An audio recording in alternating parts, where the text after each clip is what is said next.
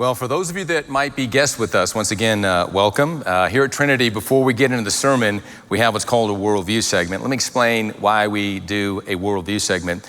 As a church, we believe we exist as a spiritual intersection or crossroads where moral, cultural, social, political, economic issues intersect with biblical truth. And we base this on a verse of scripture out of the Old Testament, 1 Chronicles 12:32, which says this: the sons of Issachar had wisdom regarding the times in which they lived, and they knew what they should do.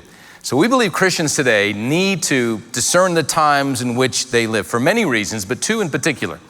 Number one, you need to be informed so that you could know how to pray.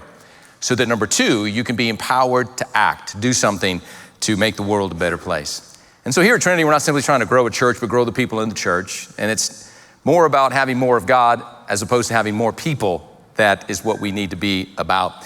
So to carry the torch of truth to our generation, which we believe our mandate from God is as a church, it's going to take all of us that call Trinity our home to pray like never before, to serve like never before, and to give like never before. Now, I want to talk to you just for a few moments about money madness.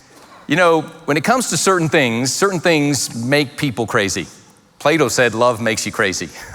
A lot of truth to that. Relationships can bring the best out of us or the worst out of us.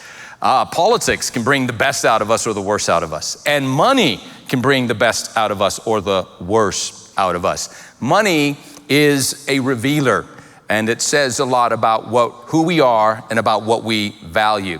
I don't know if you saw this in the news. I'm sure you have. Everybody by now has seen it. But the president has assigned Elon Musk and Vivek Ramaswamy to head up this new agency, DOGE, Department of Government Efficiency. And it's fascinating. They're volunteers, so that doesn't need to be approved by the Senate. And Elon Musk on Twitter has let people know, if you want to apply for this position, you can apply for this position, but just know it's voluntary. You're not going to get paid for it. And here's their goal. It's an audacious goal. By July of 2026, they want to cut $2 trillion from our spending, which most of it is waste anyway. So what if you had your own department of financial efficiency? And maybe all of us should. Because I believe this, until you respect money, it'll always be a struggle for you to value and respect it as a gift from God, that you're a steward over money. 80% of the parables of Jesus dealt with stewardship or money in one way or the other.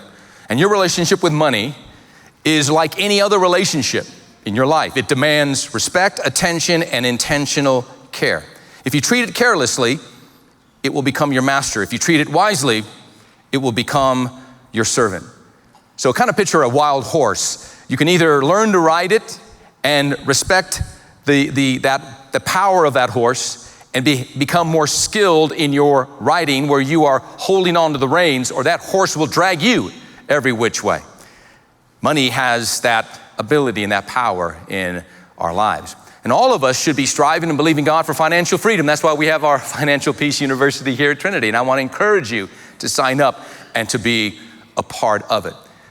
We have to learn, and the Bible reinforces this, we have to learn how to treat money as a tool and not as a toy. That's why you need your own agency of financial responsibility. Everything in life that's important to us, we go to an expert. If you have a toothache, you go to a dentist. If you have car problems, you go to a mechanic. And yet when we have financial problems, where do we go? You need to find a money mentor. And that's three points that I want to share with you. The first is this: make money a morning meeting.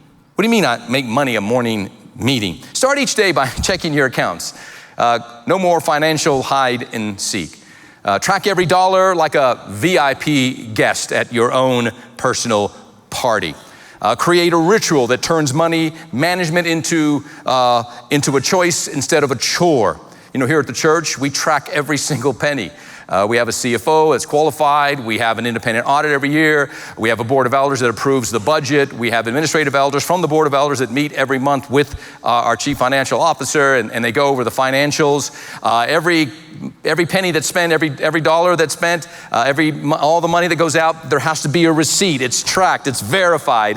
There is tight financial controls in an organization like this. Why should it be any different for our own personal lives? Number two, give every dollar a destiny. Live by the 10-80-10 plan. What's the 10-80-10 plan?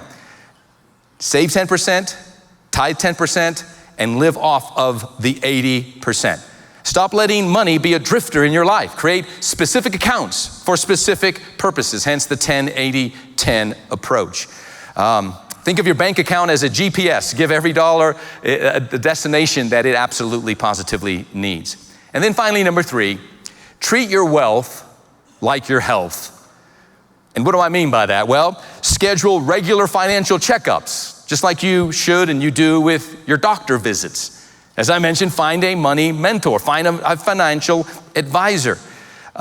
Create a financial fitness routine, whether it's daily, weekly, or monthly practices. And then, like Dave Ramsey says, celebrate small wins along the way in wanting to achieve your goal of financial freedom. And here's a bonus tip. Practice the 24-hour money rule. Before you spend whatever the designated amount of money is for you, whether it's $100 or $500, before you spend it, wait 24 hours. And then after 24 hours, if you still feel that you need it or you still feel that you want it, then that purchase might just be justified.